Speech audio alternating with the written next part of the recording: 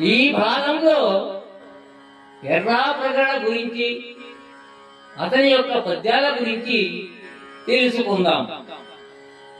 ఎర్రన 14వ శతాబ్దంలో రెడ్డి వంశము స్థాపించిన ప్రోలయ వేమారెడ్డి ఆస్థానంలో ఆస్థాన కవిగా ఉండేవాడు. ఈయనకు ప్రబంధ పరమేశ్వరుడు అని బిరుదు ఉంది.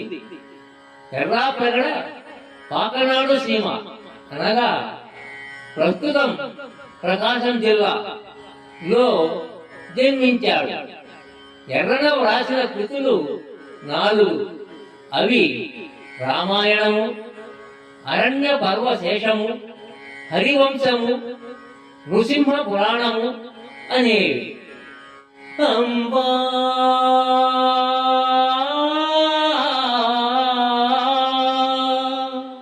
అంబా నవాంబుజోజ్వల కరాంబుజ శారద చంద్ర చంద్రికాడంబర చారుమూర్తి ప్రకట స్ఫుట భూషణ రత్న రోచిరాచుంబిత దిగ్విభాగ శృతి సూక్త వివిక్త నిజ ప్రభావా భావాంబర వీధి విస్తృత విహారీ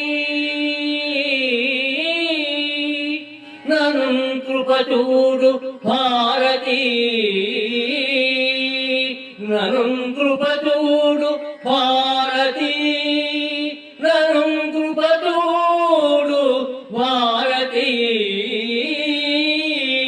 అంబా నవాంబుజోజ్వల కరాంబుజ శారద చంద్ర చంద్రికాడంబర చారుమూర్తి ప్రకట స్ఫుట భూషణ రత్న రోచిరాజుంబిత దిగ్విభాగా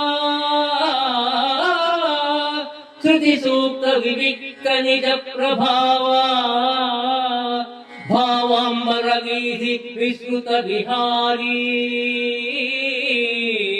నను కృపచూడు భారతీ నను కృపచూడు భారతీ నను కృపచూడు భారతీ